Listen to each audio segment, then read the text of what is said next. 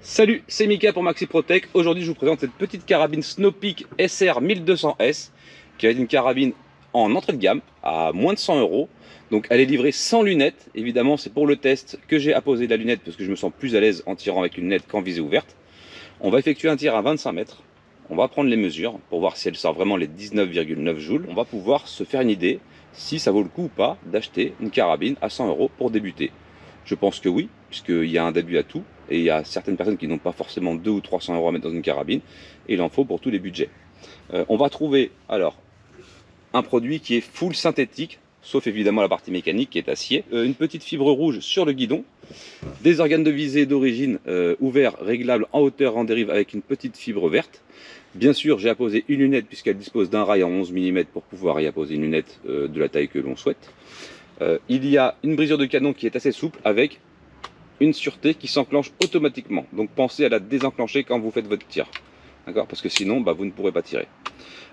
Ici, cette crosse à 90 degrés quasiment, avec un très bon grip et très agréable à la prise déjà à l'épaulé. Et surtout, quand on veut être appuyé par exemple sur un support de tir, on est bien. Moi je viens même à mettre comme ça et je suis parfaitement stable en fait. Alors oui, j'adhère complètement à ce type de carabine. Pour l'essai, on va tirer avec du plomb R10, d'accord? Donc c'est des plombs qui sont assez connus. En plomb plat, 0,50 g, et on aura une idée de la puissance en fin de vidéo. Je vais mettre tout ça en place. On fait le tir de contrôle. La carabine pèse 2,8 kg quand même, donc c'est pas mal du tout. Avec une lunette comptée 3 kg. C'est le standard d'une carabine à plomb. Et pour 100 euros, sans lunette évidemment, on va pas se plaindre, c'est quand même un produit relativement très abordable. Snowpeak en général, on est rarement déçu. Ça passe plutôt bien, ça sort ses joules, donc j'ai pas vraiment d'appréhension pour ce test-là. D'accord? On fait l'essai et on se retrouve pour la conclusion. Ok? Donc le cassage du canon est assez sympa, il est souple. C'est pas la mort quoi. On prend le petit plomb. Il y a un mec qui fait de la voltige au-dessus, c'est un fou. Donc on va faire ça. Je vais ouvrir les tourelles puisque si jamais je dois rectifier légèrement mon réglage. Alors le cran de sûreté s'enclenche tout seul quand tu brises le canon. Et là on va essayer de tirer au même endroit et de voir le groupement. Ok? Et de voir les vitesses enregistrées par le chronographe.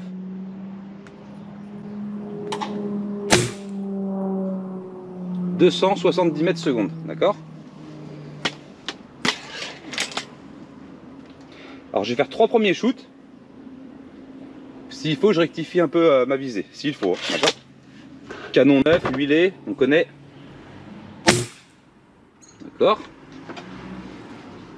Je pense qu'il faudra légèrement aller chercher sur la droite. Le bruit, ça va, c'est pas non plus assourdissant. D'accord. Je vais aller chercher légèrement sur la droite, léger vraiment, il n'y a pas beaucoup à mettre, pour essayer de recentrer.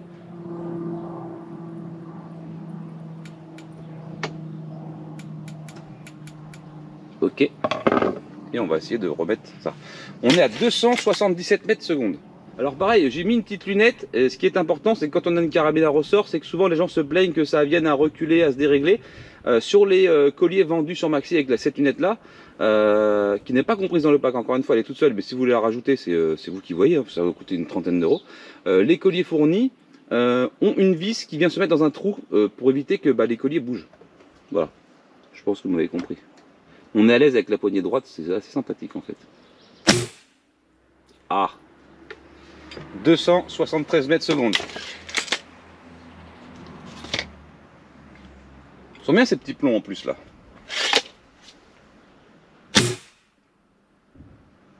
Ouais. 278 mètres secondes. Je pense qu'on doit être dans un truc vraiment bien pour 100 euros. Ça va plaire à beaucoup ça, je pense. C'est le genre de produit que j'aime bien présenter parce que c'est satisfaisant. Puisque ce qui est annoncé est respecté. La précision est quand même très correcte pour une carabine qui sort du carton. Et pour 99 euros. Ouais. 281 mètres secondes. Ah puis regardez-moi ces plombs présentés sur une petite barquette de liège là. C'est excellent en fait. Bon, je pense que les plombs ils sont pour beaucoup aussi parce qu'on est sur de la très bonne qualité. Ouais, on reste quand même très bien groupé. 277 mètres secondes toujours. On va pouvoir le faire une petite moyenne à 277, 278 hein, je suppose. Et il y a beaucoup de carabines que j'ai essayé qui coûtent le double et qui ne font pas ça en sortie. Alors je dis bien en sortie, hein, sans peaufiner les réglages quoi. J'ai mis un coup de doigt, c'est ma faute.